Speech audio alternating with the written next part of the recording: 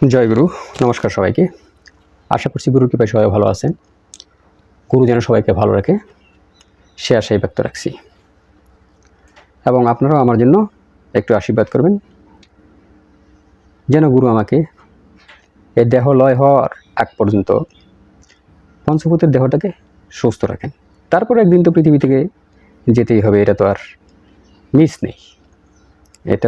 নেই, সবারই যেতে হবে। তো এই অনুশোচনা যখনই আপনার মনের ভিতরে জাগবে, দিনে যদি একবারও জাগে যে না, এই পৃথিবীর থেকে আমার বিদায় নিতে হবে, এই ধরনের চিন্তা চেতনা যদি আপনার মনের ভিতরে একবারের জন্য ডাকে, তখন আধ্যাত্মিক চিন্তা চেতনা, আধ্যাত্মিক ভাব অনেক উপরে চলে যায়। কোনো ব্যক্তি যদি ঘুমানোর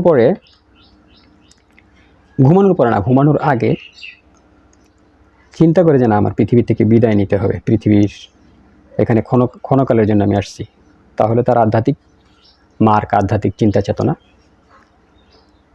অনেক উপরে চলে যায়। যাই হোক, আজকে ব্রহ্মাণ্ডের রহস্য নিয়ে বেশ কিছু জটিল আলাপ আলোচনা করব। সাথেই থাকুন টিল এন্ড। দেখেন, বিন্দু থেকে তৈরি, বিন্দুতেই লয়। বিন্দু থেকে তৈরি, বিন্দুতেই লয়। এই সমস্ত ব্রহ্মাণ্ড, পুরো ব্রহ্মাণ্ড বিন্দুর থেকে তৈরি। আমি বিন্দুর থেকে তৈরি, আবার একটা সময় বিন্দুই হয়ে যাব। একটা সময় বিন্দুই হয়ে যাব। তাহলে আমার মুখ্য রূপটা কি? স্থূলদেহের মুখ্য রূপটা কি? সূক্ষ্মদেহের মুখ্য রূপটা কি? বলেন, স্থূলদেহের মুখ্য রূপটা কি? সূক্ষ্মদেহের মুখ্য রূপটা কি? আসল রূপটা কি আমার? বিন্দু, পরম তত্ত্ব, পরম সত্তার ওইটাও দেখা যায় নাদ বিন্দু বা বিন্দু নামে অভিহিত। বিন্দুই। বুঝেন কিরকম একটা খেলা। তাহলে আমি বিন্দু থেকে উৎপত্তি, যখন দেহ চলে যাবে একটা সময় আমিও বিন্দু হয়ে যাব। এবং আমি যে সমস্ত খাবারগুলো খাচ্ছি সেগুলো বিন্দু বিন্দু হয়েই মল হিসাবে আমার দেহ থেকে বের হয়ে যাচ্ছে। খেয়াল করে, মল আকারে আমার দেহ থেকে বের হয়ে যাচ্ছে। আজকে মানুষের মল এক প্রাণীর খাবার, আবার আরেক প্রাণীর মল মানুষের খাবার, আবার আরেক প্রাণীর মল মানুষের খাবার। আম গাছ, জাম গাছ, পেঁপে গাছ, সেটা তার অবশিষ্ট অংশ, সে তো সেটা খায় না, তার দেহ থেকে ওটা বেরিয়ে যায়, পড়ে পচে যায়। পড়ে পচে যাওয়ার আগে সেটা আমরা খাই। ওনার দাহ্য পদার্থ, ত্যাগকৃত পদার্থ আমার খাবার, আমার দাহ্যকৃত পদার্থ আরেক পশুর খাবার। তাহলে সৃষ্টিতে কি কোথাও খাবার বাড়ছে কিংবা কমছে? ব্রহ্মাণ্ডে কি কোথাও খাবার বাড়ছে কিংবা কমছে? আমার তো মনে হয় না। আমার তো মনে হয় স্রষ্টা একবারেই একদম পরিপূর্ণ করে দিছে। তার ফাংশনটা এরকমভাবে করে দিচ্ছে যে যত কিছুই করো এটা এইভাবেই ঘটবে, এইভাবে বড় হবে, এইভাবে বাড়বে, এইভাবেই লয় হবে, এর বিষয়ে কিছুই না। এখন আসেন, এই যে আমার দাহ্য পদার্থ শরীর থেকে যেটা বের হয়ে গেল, সেটা অনেক নিন্দা করি আমরা। কি গন্ধ, কি দুর্গন্ধ, খেয়াল করে নিন্দা করি। কিন্তু এই জিনিসটাই আবার জমি জমায় যেয়ে পড়ে, ওটা সার হিসেবে ব্যবহার হয়। সার হিসেবে ব্যবহার হয়। ওই সার থেকে আবার মনে করেন আম গাছ, জাম গাছ, ডাঁটা, পাট শাক, পালং শাক, বিভিন্ন কিছু হচ্ছে, সেটা কিন্তু আমি আবার খাচ্ছি। আমার মল থেকে সার বের হয়ে যাচ্ছে, সেই সার আবার আর এক জায়গায় ঢুকছে, সেইটা আবার আমি খাচ্ছি। দ্যাট মিন্স কি, প্রকৃতির এইরকম সূক্ষ্ম সূক্ষ্ম জিনিস আছে, সূক্ষ্ম সূক্ষ্ম পরমাণু আছে, বা সূক্ষ্ম এরকম কোনো শক্তি আছে যেটা বড় করে এবং ক্ষুদ্র করে, যেটা বৃহৎ করে এবং ক্ষুদ্র করে। এর বেশি কিছু তো আর না।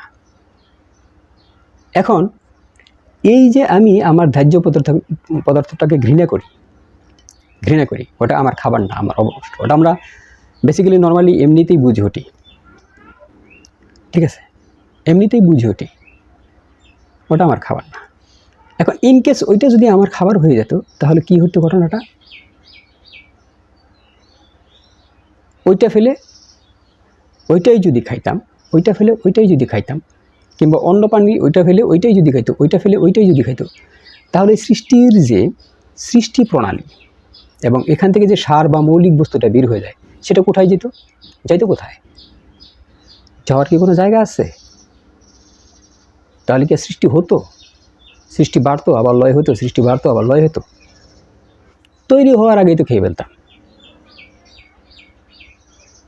তৈরি হওয়ার আগেই আমি খেয়ে ফেলতাম। তাহলে আর ওই যে আমার যে দাহ্য পদার্থ, ওইটা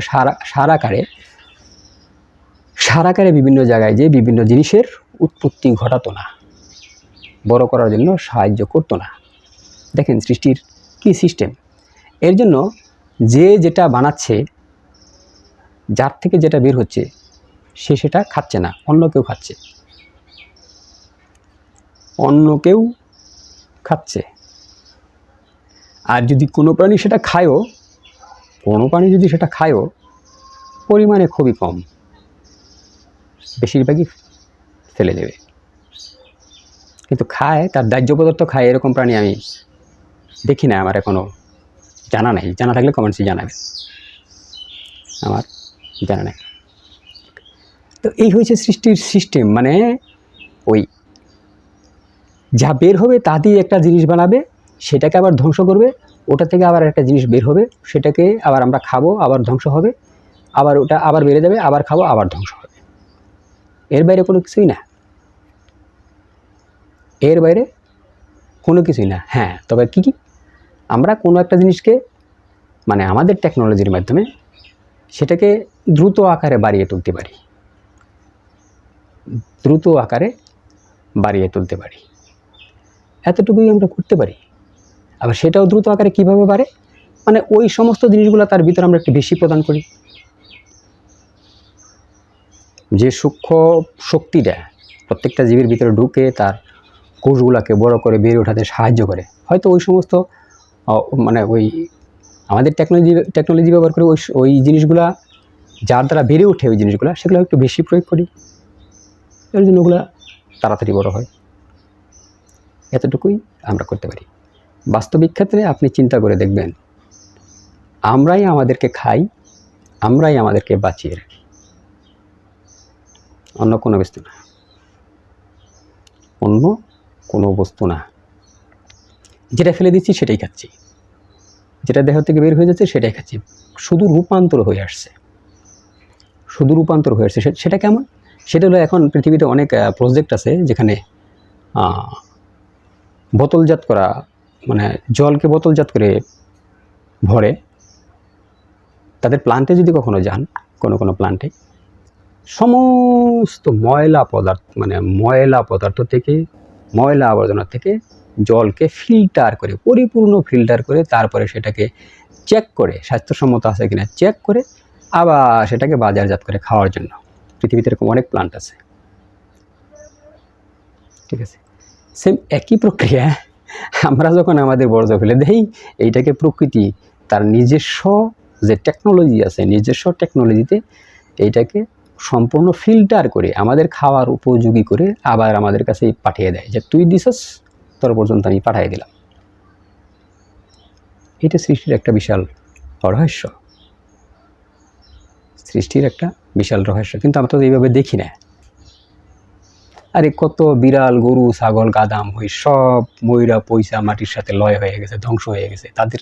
তাদের যে শক্তি, তাদের দেহে যে শক্তি আছে, ভ্যান বায়ু যেটা থাকে আমাদের দেহে, প্রত্যেকটা মানে ভ্যান বায়ু থাকে, সেটা কোথায় গেছে?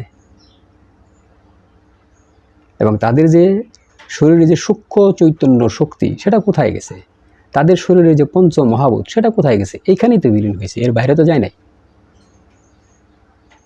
এই পৃথিবীতে বিলীন হয়েছে, এর বাইরে তো আর যায় নাই। গেছে? যায় নাই তো। তো তাদের সার বস্তুর থেকে অনেক জিনিস তৈরি হচ্ছে না? প্রকৃতির অনেক গাছপালা হচ্ছে না? গাছপালা লতা অনেক ধরনের খাবার হচ্ছে না? হচ্ছে তো। তাহলে পৃথিবীর কোনো জিনিসই ফেলনা নয়, সবই জীবের উপকারে আসে, সবই জীবের উপকার আছে। এই জিনিসটা আপনার ভালো করে মনে রাখতে হবে।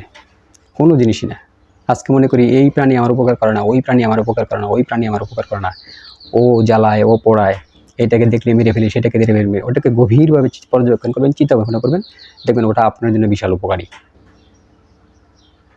যেটাকে আমি বেড়ে দিয়ে মেরে ফেললাম, ওটা আপনার জন্য বিশাল উপকারী। আমার কাছে অপকারী মনে হয়েছে এর জন্য, কারণ ওই পর্যন্ত আমার জ্ঞান যায় নাই, আর ওইটাকে আমি ওই দৃষ্টিভঙ্গিতে দেখি নাই, যে দৃষ্টিভঙ্গিতে দেখা দরকার, যে দৃষ্টিভঙ্গিতে দেখলে বুঝবো যে না ওইটা আমার জন্য বিশাল উপকারী, ওই দৃষ্টিভঙ্গিতে আমি যাই নাই, আমার দৃষ্টিভঙ্গি পর্যন্ত যায় নাই। এর জন্য প্রত্যেকটা প্রাণী যাকেই দেখবেন, প্রত্যেকটা প্রাণী যাকেই দেখবেন ব্রহ্মাণ্ডের, তার গভীরে যাওয়ার চেষ্টা করবেন, গভীরে দৃষ্টি দিয়ে। গভীরে দৃষ্টি দিলে আপনি মানে অনায়াসে বুঝতে পারবেন যে আসলে প্রাণীটা কী। ঠিক আছে? তো আজকে এই পর্যন্তই। জয় গুরু, নমস্কার সবাইকে।